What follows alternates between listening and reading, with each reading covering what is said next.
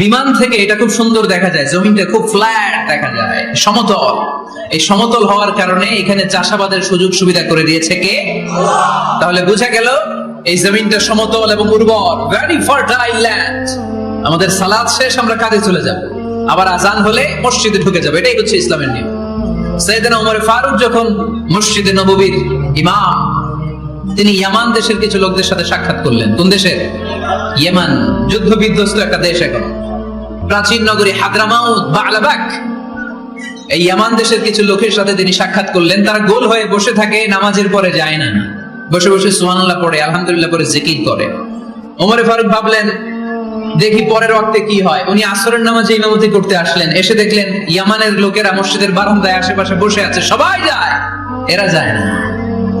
মাগরিবের সালাতে উনি ইমামতি করতে আসলেন, ওমর ফারুক নামাজ শেষ করে দেখলেন সবাই চলে যায়, কিন্তু ইয়ামানের লোকগুলো যায় না। এশার সালাত পর্যন্ত তিনি ওয়েট করলেন। এশার নামাজ পড়ে চলে যাওয়ার সময় ওমর ফারুক দেখলেন সবাই নামাজ পড়ে কাজে চলে যায়, কিন্তু ইয়ামান দেশের লোকগুলো যায় না। ওমর ফারুক বললেন, মা বালুকুম মা খাতবুকুম, ঘটনা কি? কি হয়েছে তোমাদের? সবাই নামাজ পড়ে চলে যায়, কাজে যায়, তোমরা যাও না কেন? এখানে কি করো? ইয়ামানিরা বলতে শুরু করলো, নাহনু আল মুতাওয়াক্কিলুনা আলাল্লাহ, আমরা এখানে আল্লাহর উপর তাওয়াক্কুল করে বসে আছি। ওমর ফারুক অবাক হলেন, আনতুম আল মুতাওয়াক্কিলুনা ফিল্লাহ, তোমরা আল্লাহর উপর তাওয়াক্কুল করে বসে আছো? তো এই যে সারাটা দিন খাপটি মেরে এখানে বসে থাকলে তোমাদের খাবার আসে কোত্থেকে?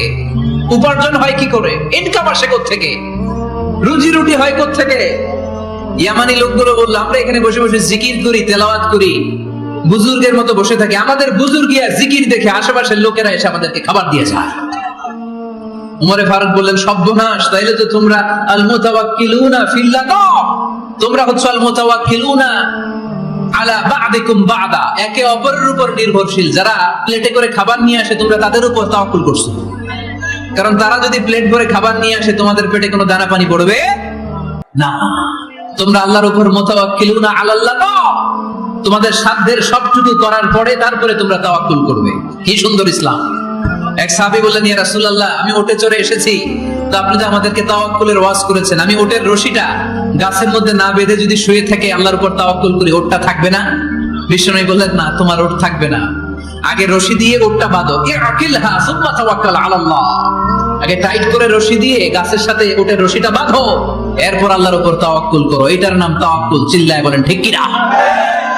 আপনার পার্টটা আপনার করতে হবে, আপনার যে রোল, এই রোলটা প্লে করতে হবে। আপনার সর্বোচ্চটুকু করার পরে আমরা তাওয়াক্কুল করি একজনের উপর। চিল্লায় বলেন তিনি কে? আল্লাহ। ওমর ফারুক বললেন, তোমরা মুতাওয়াক্কিলুনা আলাল্লাহ নাও, তোমরা বের হয়ে যাও, খবরদার এরপরে কোনোদিন তোমাদেরকে যেন এই মসজিদের মধ্যে ঘাপটি মেরে গোল হয়ে বসে থাকতে না দেখা যায়। কারণ ফাইদা কুদিয়াতিস সালাতু ফান্তাশিরু ফিল আরদ ওয়াবতাগু মিন ফাদলিল্লাহ, ইসলামের বিধান হচ্ছে যখন নামাজ শেষ মসজিদে বসে থাকা যাবে। চিল্লায় বলেন, বসে থাকা যাবে? যাবে না। সর্বোচ্চটুকু করে তারপরে আপনাকে বের হয়ে যেতে হবে। প্রতিদিন সকালবেলা পাখির বাসা থেকে দেখবেন পাখিগুলো খালি পেটে বের হয়ে যায়। আপনাদের এই এলাকায় পাখির বাসা আছে? কি পাখির বাসা আছে? হ্যাঁ, সব পাখি আছে। তো সকালবেলা দেখবেন পাখির বাসা থেকে পাখিগুলো খালি পেটে বের হয়ে যায়। বিকেল বেলায় পাখিগুলোর ওদর পূর্তি করে, পেট ভর্তি করে আবার পাখির নিড়ে ফিরিয়ে দেয় কে? কারণ পাখিগুলো তাওয়াক্কুল করেছে কার উপর? পাখিগুলো তাওয়াক্কুল করে যদি পাখির নিড়েই বসে থাকতো, ওদের পেটে খাবার আসতো? কথা বলেন।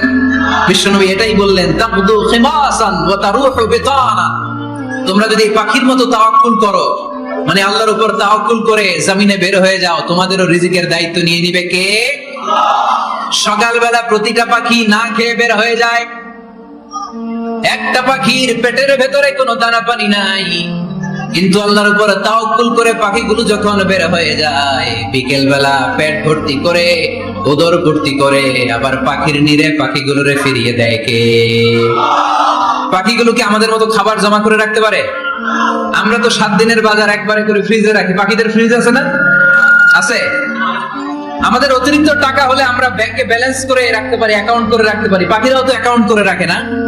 না, প্রতিদিন না খেয়ে বের হয়। কালকে ওই পাখিটা কি খাবে, কোন জায়গা থেকে তার রিজিকের ব্যবস্থা হবে আল্লাহ ছাড়া কেউ জানে। এটার নাম তাওয়াক্কুল। এটার নাম কি? আমাদের সাধ্যের আমাদের ক্যাপাসিটি, আমাদের ক্যাপাবিলিটির সবটুকু করে আমরা তাওয়াক্কুল করি একজনের উপর। চিল্লায় বলেন তিনি কে? এজন্য ইসলাম আমাদেরকে শিখায় সালাত যখন শেষ বের হয়ে যাও, কাজে নেমে পড়ো। কাজে কোনো লজ্জা নাই, পরিশ্রমে কোনো লজ্জা আছে? যিনি রিকশা চালায় এতে তার কোনো লজ্জা আছে? দিনমজুর, কুলি, ঠেলা গাড়ি চালায়, ছোট্ট ব্যবসা করে, এতে কোনো লজ্জা আছে? লজ্জা নাই। খেয়াল রাখবেন, লজ্জা হচ্ছে অলসতায়। লজ্জা কিসে? বিষ্ণু ঈসা ইসলাম বলেছেন, মা আকালা আহাদুন তুআমান কাত্তু খায়রুম মিন আইয়াকুলা মিন আমালি ইয়াদি। নিজ হাতে উপার্জিত খাবারের চেয়ে, অর্থের চেয়ে শ্রেষ্ঠ খাবার পৃথিবীর কোন মানুষ কোনদিন ভক্ষণ করে নাই। চিল্লায় কোন সুবহানাল্লাহ। শ্রেষ্ঠতম খাবার নিজ হাতে উপার্জিত খাবার। ঘাম জড়িয়ে যে অর্থ উপার্জন করা হয়, যে ইনকাম করা হয়, এটা হালাল।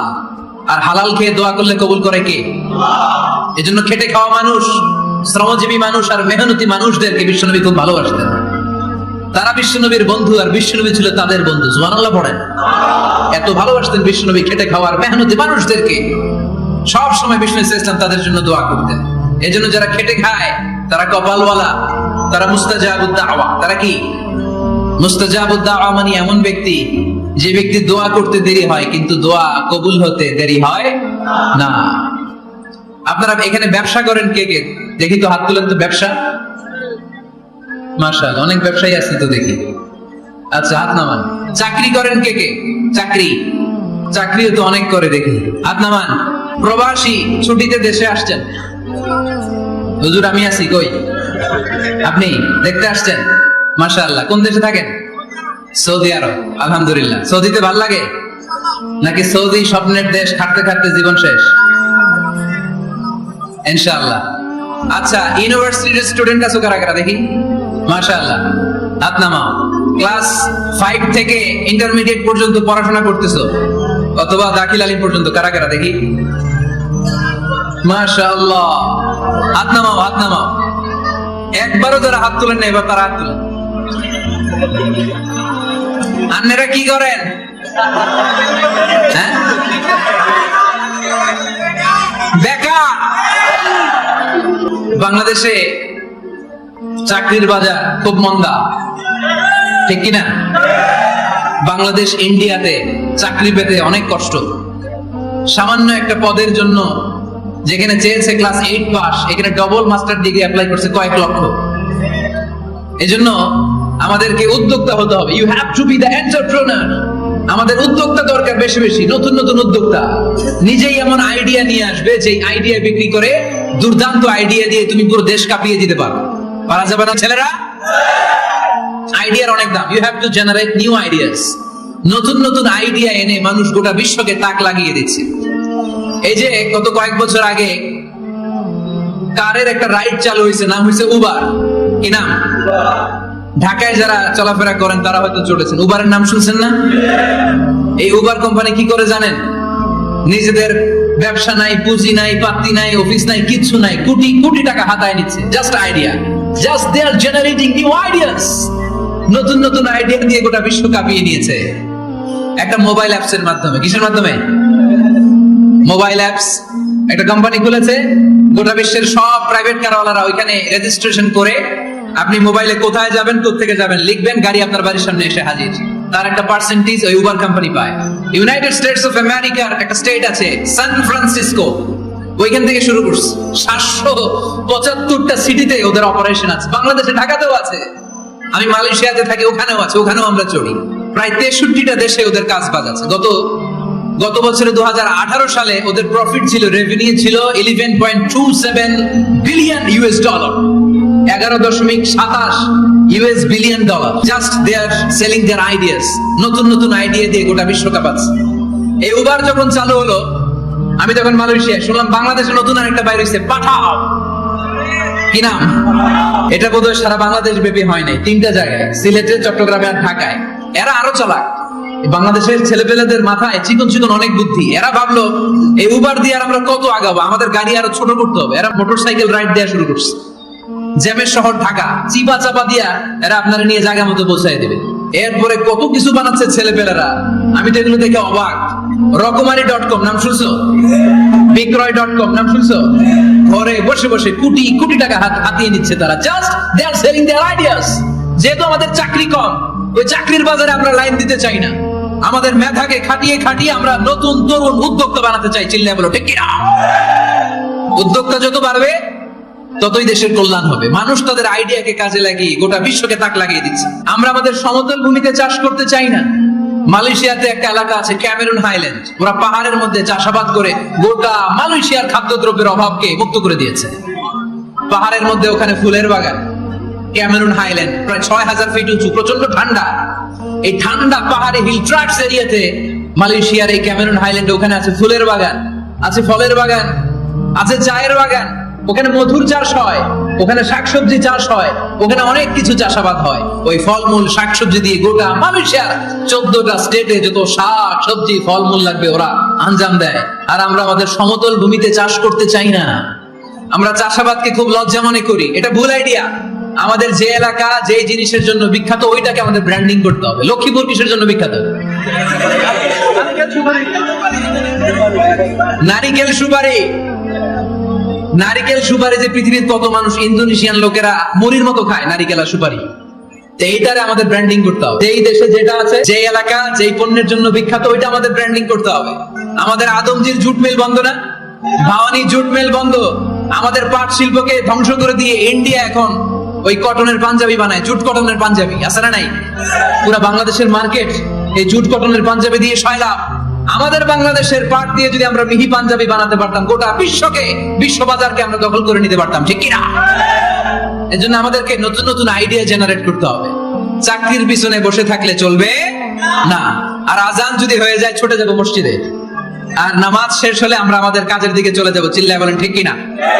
যেটাই করবো আমরা ভালোভাবে করবো। আল্লাহ বলেছেন লিয়াবলুয়াকুম আইয়ুকুম আহসানু আমালা। আওয়াজ করে উত্তর দিতে হবে। জান্নাতে যেতে হলে 100তে কত নাম্বার পেতে হবে? হ্যাঁ, হয় নাই 51। কি নাম তোমার? হ্যাঁ, ফরহাদ। জান্নাতে যেতে হলে 100তে আমার দরকার 51। 100তে কত লাগবে? ফাআম্মা মান সাকুলাত মাওয়াজিনুহু ফাহুয়া ফি আইশাতির রাদিয়া। সেদিন মিজানের পাল্লা যার ভারী হয়ে যাবে সে আনন্দ উৎসবে থাকবে। তো মিজানের পাল্লা ভারী হওয়ার জন্য 100তে আমার কত পাওয়া লাগবে? কত পাওয়া লাগবে? 51 পেলেই হয়ে যাবে। এজন্য আল্লাহ বলছেন লিয়াবলুয়াকুম আইয়ুকুম আহসানু আমালা। যেটাই করবে ভালোভাবে করবে। আল্লাহ এটা পরীক্ষা করতে চান যে আমরা ভালোভাবে কে কতটুকু আমল করেছি। যারা আরবি বোঝেন, আলেম ওলামা, আপনারা জানেন এখানে আল্লাহ বলেননি লিয়াবলুয়াকুম আইয়ুকুম আকসারু আমালা। আল্লাহ এটা দেখতে চান যে তোমাদের মধ্যে থেকে কে বেশি আমল করে। এটা বলছে আল্লাহ? বলে নাই। আল্লাহ বলেছে লিয়াবলুয়াকুম আইয়ুকুম আহসানু আমালা, যে ভালো করে করে। এজন্য আমরা যাই করি না কেন কি করে করব? আওয়াজ করে বলতে হবে। কেমন করে করব? যে কোনো কাজ করো না ভাই, যে কোনো কাজ করো, তা যেন হয় সবার চেয়ে সবচেয়ে সুন্দর। পড়েন, যে কোনো কাজ করো না ভাই, যে কোনো কাজ করো, তা যেন হয় সবার চেয়ে সবচেয়ে সুন্দর। পড়েন, যে কোনো কাজ করো না ভাই, যে কোনো কাজ করো, তা যেন হয় সবার চেয়ে সবচেয়ে সুন্দর। হোক না সেটা পড়া লেখা, রঙের ভাষায় ছবি আঁকা। পড়েন, হোক না সেটা পড়া লেখা, রঙের ভাষায় ছবি আঁকা, হোক না সেটা সামান্য কাজ কিংবা মহত্তর, তা যেন হয় সবার চেয়ে সবচেয়ে সুন্দর। যে কোনো কাজ করো না ভাই, যে কোনো কাজ করো, তা যেন হয় সবার চেয়ে সবচেয়ে সুন্দর। চিৎকার করে বলেন ঠিক কিনা? আমরা যেটাই করি না কেন এটা ভালো করে করার দরকার আছে না নাই? এজন্য কাজে আর শ্রমে কোনো লজ্জা নাই। লজ্জা হচ্ছে অলসতায়। লজ্জা কিসে? অলসতায়। বিষ্ণু ঈসা ইসলামের কাছে এক সাহাবী এসে বলল, ইয়া রাসূলুল্লাহ আ'তিনি শাইআন, আপনি আমাকে কিছু দান করেন, আমার কিছুই নাই। বিষ্ণু বললেন, তোমার কিছু নাই? সাহাবী বললেন, ইয়া রাসূলুল্লাহ ঘরে আমার শুধু 2টি জিনিস আছে। কয়টা? চিল্লায় বলেন কয়টা? এক হচ্ছে একটা জামা, 2 হচ্ছে পানি খাওয়ার একটা জগ। বিষ্ণু বললেন, এই 2টাই নিয়ে আসো। বিশ্বনবীর কথা শুনে ওই সাহাবী ঘর থেকে জামা নিয়ে আসলেন, পানি খাওয়ার জগ নিয়ে আসলেন। বিশ্বনবী সাল্লাল্লাহু আলাইহি ওয়াসাল্লাম ওনার মুবারক হাত দিয়ে এক হাতে জামা ধরে আরেক হাতে পানির জগটা ধরে সাহাবীদের দিকে উদ্দেশ্য করে বললেন, মাইয়াশতারি হাদাইন, এই 2টা জিনিস কেনার মতো কে কে আছে দেখি? কয়েকজন হাত তুললো। বিশ্বনবী বললেন, কত দিয়ে কিনবা? এক সাহাবী বলে ইন্নী আশতারিহিমা বিদিরহাম, ও নবী যদিও এগুলো আমার দরকার নাই, কিন্তু আপনি যেহেতু নিলামে ডাক তুলেছেন, ইয়া রাসূলুল্লাহ ইয়া হাবিবাল্লাহ, আপনার সম্মানে আমি 1 দিরহাম দিয়ে 2টা জিনিস কিনে নেব। 1 দিরহাম, একটা জামা, একটা পানি খাওয়ার জগ, দাম কত? 1 দিরহাম। বিশ্বনবী বললেন না না, 1 দিরহাম তো অনেক কম হয়ে যায়, মাইয়াজিদু আলা যালিক, এর চেয়ে বেশি দামে কে কিনবা? আরেক সাহাবী হাত তুলে বলতে লাগলেন, ইয়া রাসূলুল্লাহ ইয়া হাবিবাল্লাহ ওয়া ইন্নী আশতারিহিমা বিদিরহামাইন, আমি এই জামাটা পানি খাওয়ার জগটা 1 দিরহাম নয় 2 দিরহামের বিনিময়ে কিনতে চাই।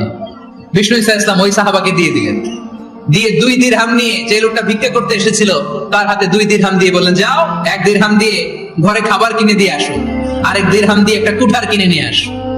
শুনতেছেন? কি কিনে নিয়ে আসো? কুঠার দিয়ে কি করে? গাছ কাটে। ওই সাহাবী কুঠার কিনে নিয়ে আসার পরে বিশ্বনবী নিজ হাতে কুঠারের মধ্যে একটা কাঠের হাতল লাগাই দিলেন। আল্লাহু আকবার। হাতল ছাড়া কুঠার ইউজ করা যাবে? বিশ্বনবী নিজ হাতে ওই কুঠারের ভিতরে একটা হাতল লাগাই দিলেন আর বললেন, লা উরিদু আন আরাকা 15 আইয়াম, এই কুঠার নিয়ে জঙ্গলে যাও, গায়ে অনেক শক্তি আছে, কাঠ কাটো, এই কাঠ কেটে বাজারে বিক্রি করো, সামনের 15 দিন যেন আমি আমার চোখের সামনে তোমার না দেখি। বিশ্বনবীর পরামর্শ অনুযায়ী কুঠার নিয়ে ওই সাহাবী জঙ্গলে চলে গেলেন, কাঠ কেটে বাজারে বিক্রি করতে করতে 15 দিন পরে 10 দিরহাম নিয়ে বিশ্বনবীর দরবারে হাজির হয়ে গেলেন। 10 দিরহাম নিয়ে বিশ্বনবীর কাছে হাজির হয়ে গেলেন। সাহাবী এসে বলল, ইয়া রাসূলুল্লাহ, এখন আর আমার ভিক্ষা করা লাগে না, আমার গায়ে অনেক শক্তি আল্লাহ দিয়েছে, আই এম ভেরি এনার্জেটিক, আপনার দেয়া বরকতের কুঠার দিয়ে আমি কাঠ কেটে কেটে স্বাবলম্বী হতে শুরু করেছি। সুবহানাল্লাহ পড়েন। আমি এখন 10 দিরহামের মালিক। বিশ্বনবী বললেন, লা আইয়াহতাতিবা আহাদুকুম হুজমাতান আলা যাহরিহি খায়রুম মিন আইয়াসআলা শাইআন ফায়ুতিয়াহু আও ইয়ামনাহু, যাদের গায়ে শক্তি আছে তারা ভিক্ষা না করে কাঠ কেটে পিঠে সেই বোঝা নিয়ে বাজারে বিক্রি করা অনেক ভালো, কারণ কারো কাছে যদি তুমি হাত পাতো সে দিতেও পারে নাও দিতে পারে, আর কষ্ট করলে কষ্ট কোনোদিন বৃথা যায় না। চিল্লায় বলেন ঠিক কিনা? বিষ্ণু ইসলামের অনুপ্রেরণা এই সাহাবা অল্প কিছুদিনের ব্যবধানে স্বাবলম্বী হয়ে গেলেন। What is the moral of the story? বিশ্বনবীর এই প্রফেটিক স্টোরি থেকে আমাদের কি শিক্ষা? লেসন নাম্বার 1, বিশ্বনবী চাইলেই ওই 2 দিরহাম দিয়ে বলতে পারতো, যাও খাবার দাবার কিনে ফ্যামিলিতে দিয়ে আসো। সে ওই 2 দিরহাম নিয়ে খাবার দাবার কিনে ফ্যামিলিকে খাইয়ে রাত্রে আবার ভিক্ষায় নামতো। কথা কন, রাত্রে কি করতো? ভিক্ষায় নামতো। বিষ্ণু ইসলাম তাকে কাজ করে খাওয়ার জন্য উৎসাহ দিলেন, পাশাপাশি বিষ্ণু ইসলাম পার্মানেন্ট সলিউশন দিলেন। এজন্য পার্মানেন্ট সলিউশনের ব্যবস্থা করতে হবে। অনেকে আমরা যাকাত দেই, যাকাতের শাড়ি দেই, যাকাতের লুঙ্গি দেই, আছে না নাই? না, যাকাতের শাড়ি যাকাতের লুঙ্গি বলতে কোনো কথা ইসলামে নাই। এগুলো খুব কম দামি শাড়ি, যাদেরকে এগুলো দেওয়া হয় তাদেরকে অপমান করা হয়, ঠিক কিনা? আল্লাহ বলেছেন, ওয়ালাকাদ কাররামনা বানি